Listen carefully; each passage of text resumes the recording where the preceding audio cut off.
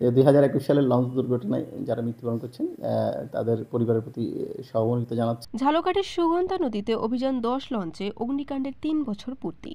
ঝালকাঠির সুগন্ধা নদীতে ভয়াবহ অভিযান 10 লঞ্চে অগ্নিকাণ্ডের ঘটনা ঘটেছিল আজ থেকে 3 বছর আগে। 2021 সালের 24 ডিসেম্বর রাতের এই মর্মান্তিক দুর্ঘটনা স্মরণকালের অন্যতম ভয়াবহ লঞ্চ ট্র্যাজেডি।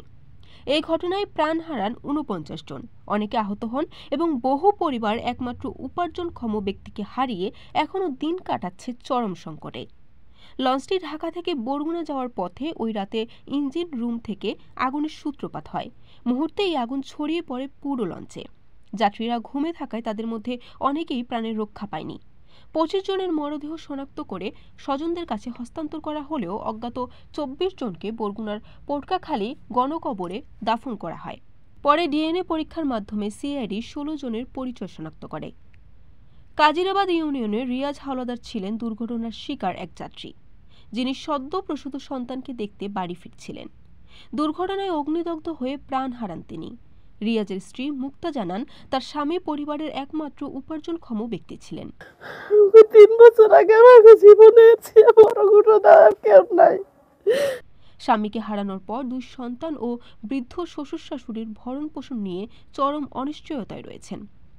বরগুনার পাবলিক পলিসি ফোরামের আহ্বায়ক মোহাম্মদ হাসানুর রহমান ঝন্টু বলেন, অগ্নিকাণ্ডে যেসব পরিবার একমাত্র উপার্জনক্ষম ব্যক্তিকে হারিয়েছে তাদের পুনর্বাসনের স্থায়ী ব্যবস্থা নেওয়া উচিত। নামমাত্র সহায়তা করে দায়িত্ব শেষ করা যাবে না। 2021 সালের লঞ্চ দুর্ঘটনায় যারা মৃত্যুবরণ করছেন তাদের পরিবারের প্রতি সহমর্মিতা জানাচ্ছি এবং তাদের মধ্যে যারা এখন অসচ্ছল আছেন তারা যদি আমাদের কাছে আসে যে কোনো ধরনের সাহায্যের জন্য আমরা চেষ্টা করব তাদেরকে সেই সাহায্যটা করার জন্য। এছাড়াও তারা যেহেতু বরগুনার অধিবাসী, আমাদের অনেকগুলো সরকারি বিভিন্ন ধরনের সহযোগিতা আমরা করে থাকি। সেই সহযোগিতার আওতায়ও তারা যদি আমাদের কাছে যোগাযোগ করে আমরা সেই সহযোগিতার আওতায় তাদেরকে নিয়ে আসার চেষ্টা করব। সংশ্লিষ্ট বিভাগের উচিত এসব পরিবারের জন্য দীর্ঘমেয়াদী পরিকল্পনা নেওয়া। বরগুনার জেলা প্রশাসক মোহাম্মদ শফিউল আলম জানিয়েছেন, সরকারিভাবে নিহত এবং আহত পরিবারের জন্য সহায়তা প্রদান করা হয়েছে। তিনি আরও বলেন, অসহায় পরিবারগুলোকে পুনর্বাসনের জন্য সরকারি প্রকল্পের আওতায় ব্যবস্থা নেওয়া হবে। বরিশাল নিউজ।